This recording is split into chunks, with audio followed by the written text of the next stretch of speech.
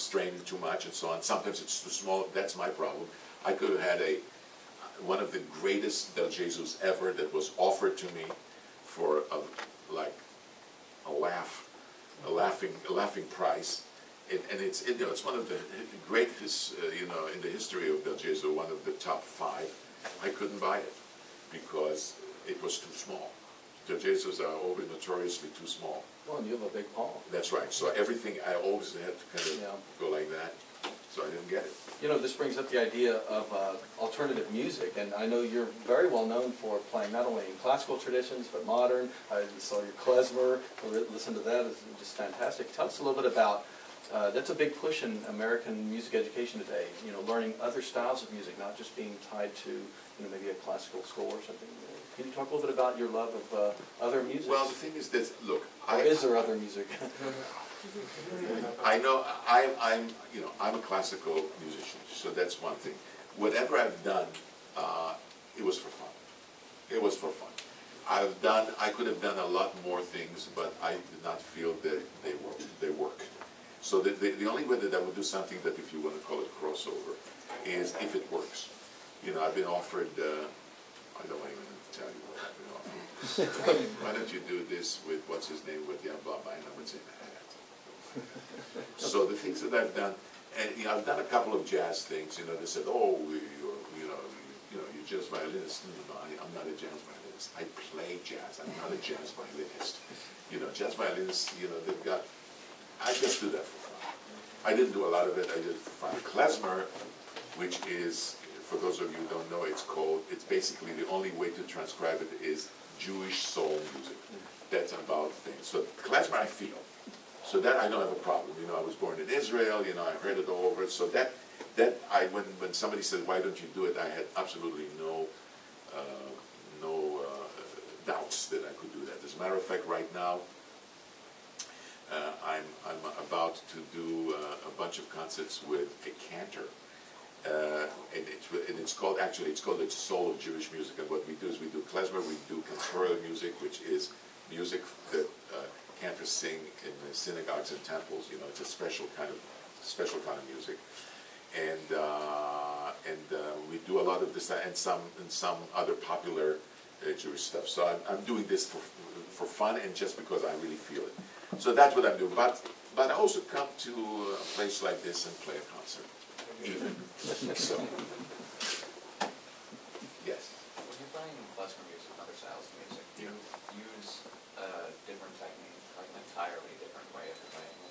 The klezmer music is you've got to know some of the, if you want to call it licks, like you do it in jazz. You know, there's certain things that they do with, which is also associated a little bit with gypsy violin playing as well. And one of the things that really is helpful if you're interested in doing any kind of different kind of music that you're used to is to listen to a lot of recordings. Just get it in your ears, you know, and see what kind of stuff they do. You know, I mean, like, for example, in jazz, when you listen to somebody like Grappelli, you know, there's certain kind of slides and shifts that he does that are jazz-like shifts, and of course, you know, you can associate that with the kind of style that he had. But you cannot just sort of, well, if you go like this, you've got to kind of feel it. So listening is really very, very, very important and very useful to do that. And there's somebody. I once played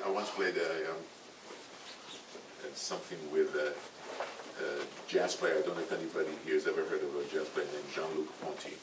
Yeah. Now, Jean-Luc Ponty was trained classically I think in Paris. And he was telling me that when he started playing jazz, he actually had to, in some ways, untrain himself.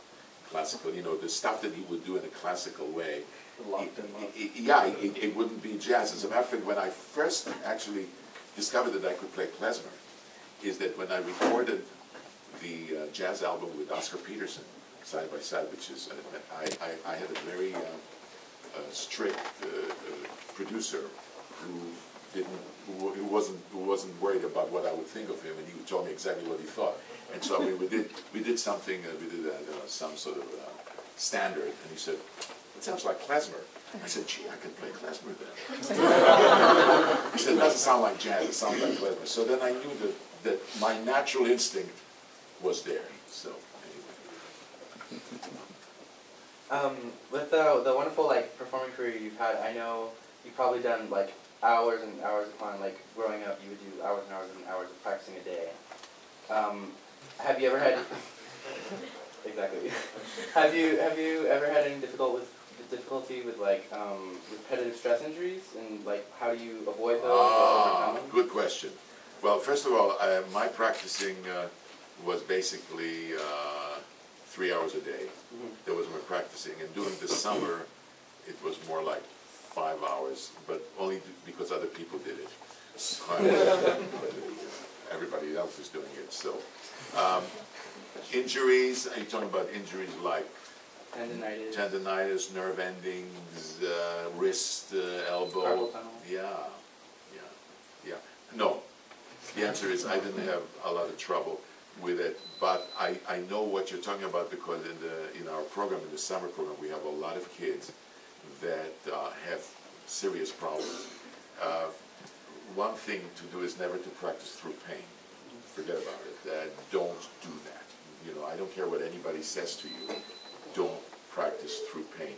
Pain is something that the body tells you. It's like you hear that.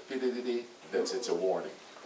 You know, don't practice with pain. That's one thing. The other thing is that make sure that your setup is in a particular way that there is no sprain or strain that undo because of the way you're playing. You know, sometimes, you know, when we get all tense, it creeps up on you and you don't even know you're tense. That's the thing. You know, sometimes if you see somebody raise your shoulder, you know, it's like, you know, you play and then the shoulder all of a sudden keeps coming up, and then you look, oh my God, it's up there. Where is it? It's down here, you know. So we don't feel that. So it's really up to you and up to your teacher to really watch, you know, what is happening and why something happens. The tendinitis, that's something that you need to really take care of, you know. Don't play before you're really well, because it can become chronic. That's the problem. It can become, and then sometimes, you know, when we have kids playing and the parents are pushing and this, and they feel guilty and so on and that and all of that, they play through the pain. Not good. Are there any programs or pedagogies that you're aware of? You know, we've heard of the Alexander technique or any of these that help. Yeah, everybody. I'm the wrong person to. You know, I'm the wrong person to ask that, because I'm always going to like that. You know, so I'm kind of loose and so on. But there is Alexander. There is Feldenkrais. You know that I actually went to him. Oh, really? Yeah. To the guy. I went when I was like 8 years old. And you know, he started to talk to me, and I didn't know what he was talking about. Does anybody here know about Feldenkrais? Feldenkrais is supposed. I don't even know. It's supposed to you're supposed to think a lot while you're doing something. The one thing that Feldenkrais said to me and to my parents, I loved. He said, you know, you can actually practice without practicing. So I would sit there and not practice. And my mother said, why aren't you practicing? I said, I'm doing the Feldenkrais. She said, what do you mean? I said, I'm practicing very hard. Did it work when your kids told you that?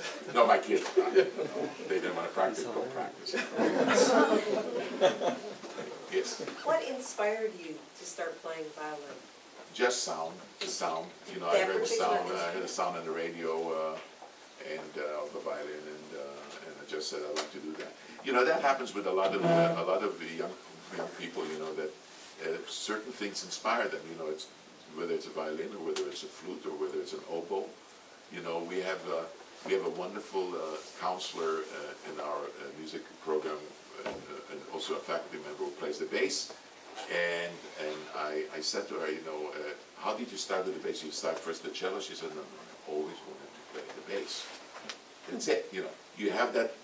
You know, and some people always wanted to play the piano and so on. So it's a question of what, you know, what's attractive to you as what you hear. So I was not unusual.